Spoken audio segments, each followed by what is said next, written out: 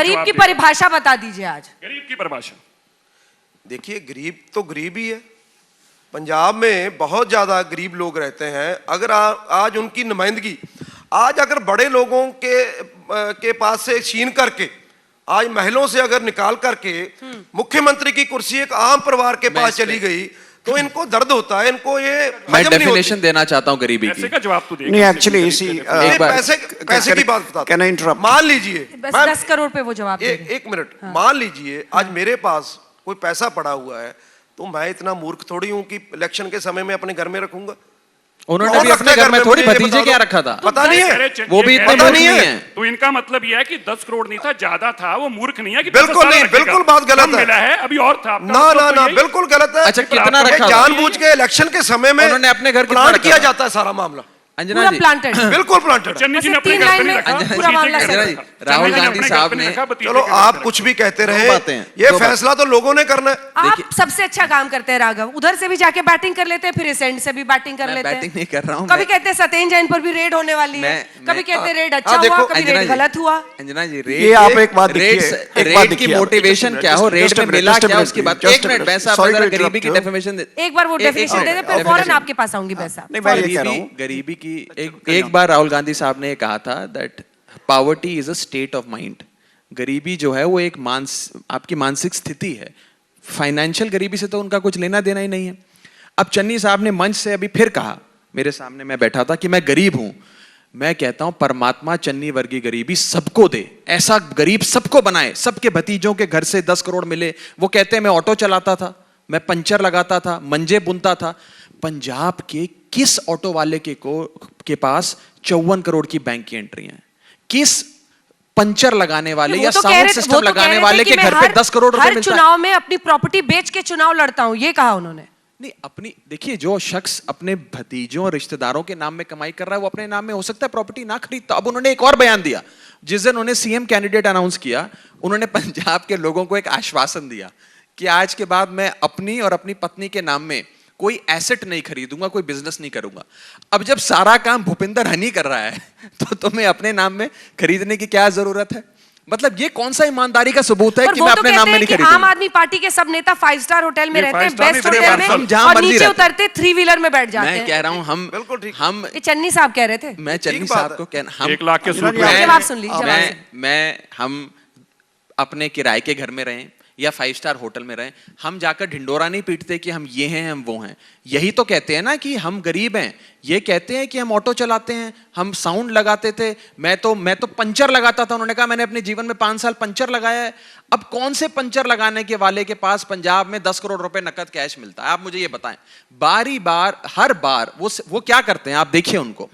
वो उनके साथ 8 गाड़ियों का काफिला चलता है चन्नी साहब के साथ। एक गाड़ी में सिर्फ वीडियो बनाने वाले लोग होते हैं, एक में फोटो खींचने वाले, एक में मेकअप आर्टिस्ट, और एक में वार्डरोब वाले, और पीछे वाली गाड़ी में ड्रोन मेकअप आर्टिस्ट। हाँ, वो कहीं पे भी जाने से पहले उनकी पूरी सेटिंग हो जाती है, कहाँ कैमरा कहाँ वीडियो, फिर वो वहां जाकर वो तो कह रहे थे अकाली दल की, यहीं पे मंच पे उन्होंने अकाली दल की सरकार में ये बड़ी-बड़ी गाड़ियां खरीदी गई थी, वही साथ चलती प्रोटोकॉल है। अकाली दल और कांग्रेस तो रल मिल के काम करते हैं पंजाब में, सब जानते हैं। ये वैसा। सब मुझे अटैक करेंगे, ये कांग्रेस को कुछ नहीं बोलते। देखो, अकाली और कांग्रेस मिल के काम करते हैं पंजाब। किसी को बुलाया है, इन्हीं को माइक देना, तो मैं चला जाता हूँ।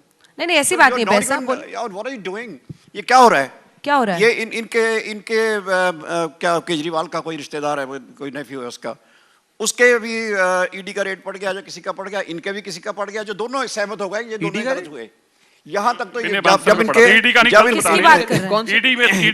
जिसने भी डाला, चलो that's only a technical issue. अब देखिए चन्नी साहब को कौन डिफेंड कर रहा है? रेट पड़ा। देखिए चन्नी साहब को can I get serious please? Don't interrupt please, you had your time. अब लेट्स गेट सीरियस। क्या ये इश्यूज है यहाँ कि उनके घर रेट पड़ गया, इनके घर रेट पड़ गया, दोनों ने कह दिया गलत पड़ गया? रियल इश्यूज आर कि ये पंजाब से मौका मांग रहे हैं, और पंजाब की डेफिनेशन की क्या है? ये आरएसएस के लोग हैं, आरएसएस के राष्ट्रीय स्वयं क्या वो जो स्वदेशी मंच है, जागरण मंच, वहां जाकर ये स्पीचेस देते हैं। वहां गोविंदाचार्य उनके आरएसएस कौन गया वहां? जवाब ले लूंगी क्योंकि आप पे आरोप लगा रहे हैं, मैं जवाब उनको पूरा कर लेने दीजिए। वहां जाकर केजरीवाल साहब स्पीचेस देते हैं, गोविंदाचार्य जी उसी स्टेज से कहते हैं आप ही की चैनल का ये मेरे पास रिकॉर्डिंग है, गोविंदाचार्य जी वहीं से कहते हैं कि हम केजरीवाल जी से मिलकर we are creating a synergy to implement the ideology of RSS. उसके बाद के उसको थैंक्स करने के लिए उठते हैं केजरीवाल साहब, कहते हैं कि मैं बड़ा सौभाग्य महसूस करता हूँ अपने इस बात में, he said I am very grateful etcetera, कि मुझे आप चूज कर रहे हैं आपकी आइडियोलॉजी इंप्लीमेंट करने के लिए। ये पंजाब के इश्यूज हैं। ये पंजाब का इशू है। मैं ये पंजाब का इशू है अंजना जी। राइट मोमेंट अंजना जी, आप मुझे कुछ दिन बताइए, पहले क्वेश्चन में आपसे बात वैसे साहब कुछ दिन पहले तक तो आप ही साथ थे इनके। No, किसानों वाला मुद्दा नहीं आया तब तक तो आप साथ थे।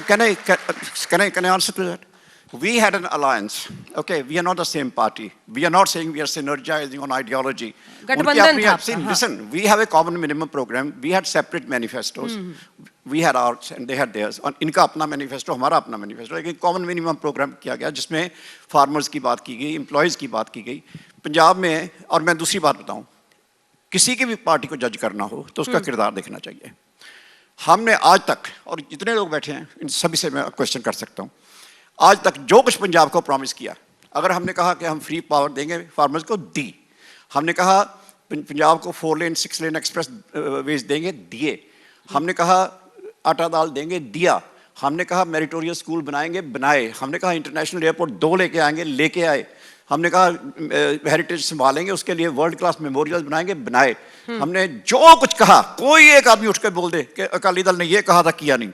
एक चीज, कोई एक चीज। जनता ने क्यों उखाड़ फेंका फिर? सॉरी, जनता ने क्यों उखाड़ फेंका फिर?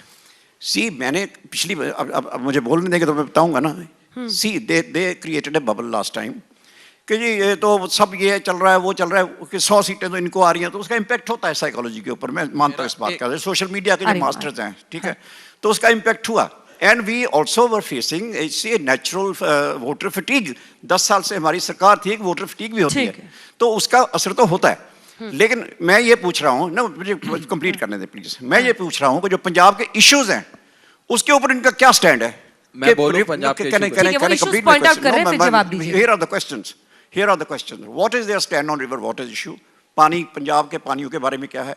पंजाब के किसान पराली जलाते हैं, उसके ऊपर इन्होंने सुप्रीम कोर्ट में डाला हुआ कि हर किसान को 1 करोड़ रुपया जुर्माना होना चाहिए। पंजाबी लैंग्वेज क्यों बंद की है दिल्ली में? इन्होंने पहले कभी बंद नहीं हुई स्कूलों में।